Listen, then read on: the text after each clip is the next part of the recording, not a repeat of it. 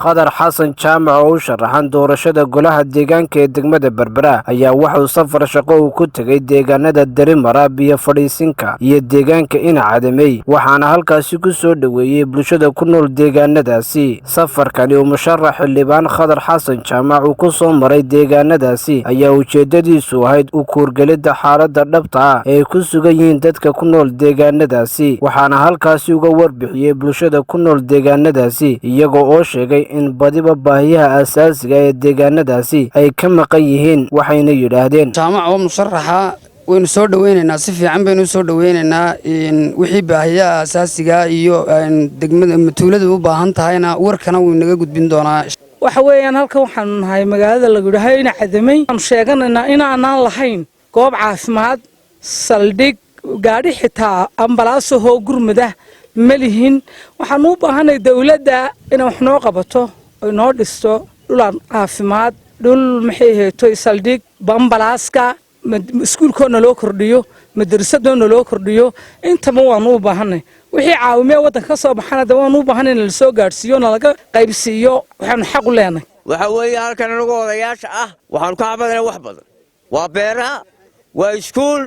waa xanaano aad bay u dayacan tahay. waxaanu ka cabanaynaa haddaanu nahay deegaanka Inacadamey melihin xanaano caafimaad goob caafimaad melihin iyo goob melihin gaadhe macaafirmisi melihin. waxaanu la soconay xildhibaan da'yar oo sanadkan laga yaabo inaynu soo saarno ma garateen xildhibaanadii hore waynu ogeyn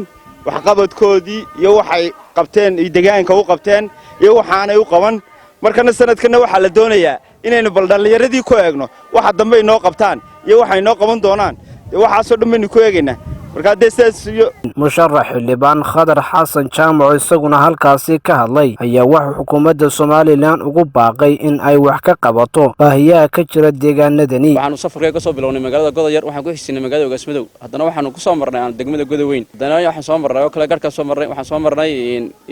dariidan soo marnay waxaanu kala soo marnay aan safarka ku soo marnay biyo fadhiisiga safarkayga haddana maanta waxa uu daarayay inaan maxay degmada Inacadamey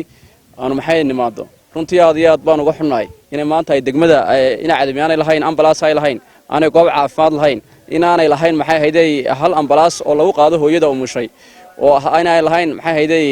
hal farmaysiin oo ka dhisnayn tuulada Inacadamey ka dhisay ay hoos yimaadaan tuulooyin aad iyo aad u fara badan runtii waxaan madaxweynaha Jamhuuriyadda Soomaaliland ugu baaqaynaa inuu degmada halkii codka badan uu ka helay waxaan madaxweynaha leenahay halka codka aad iyo aad ku badan laga keeno weeye waa inaad runtii inaad il gaar ah ku eegto maxay hayday degmada wasiirka caafimaadka waxaan gaarsiinaynaa inuu si degdeg ah oo xanaano maxay hayday ula soo gaadho degmada Inacadamey maxay hayday hal ambalaas male hal maxay hayday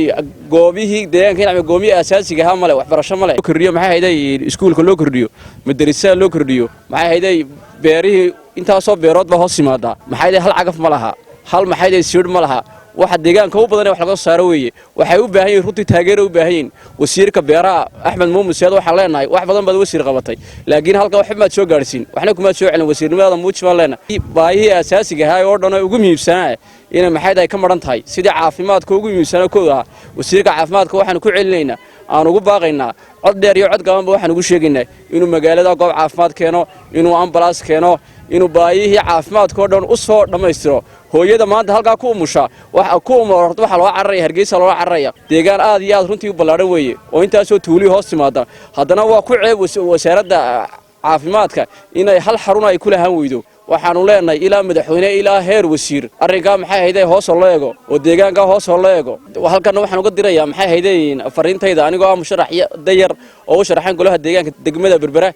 deegaanka Inacadamey maxay hayday deegaan ku nool waxaan leeyahay cod hore idinka qasaaray dadkiina hore waa jijaabiseen wax badan oo maxay hayday cod idinka qasaaray oo dad fara badan ayaa ugu rideen codka ugu rideen haddana hal wax qabad kama haysan waxaan leeyahay kuwii hore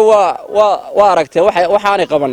waana bal in annagana waxaan nahay dhalinyarada nahay deegaanka soo jeeda ka dhima waxaan leeyahay bal annagana doorkan nagu jijaabiya ka dhalinyaro ahaan oo nin kale maxay hayday cod doonaya oo maxay hayday oo hadhowna halkiisu doonayno iskaga laabta runtii yaanu idinka faa'iideysanin codkiina waxaan leenahay uga faa'iideeyay degmada soo dhaweyntiina aad iyo aad ba hadii gudoomiyaha tahay hadii gudoomiyaha ku-xigeenka tahay hadday garabka haweenka tahay hadday garabka dhalinyarada tahay hadday dhalinyarada magaalada tahay hadday odayaasha magaalada tahay runtii soo dhaweyntan aad ka ballaaran noo sameeyeen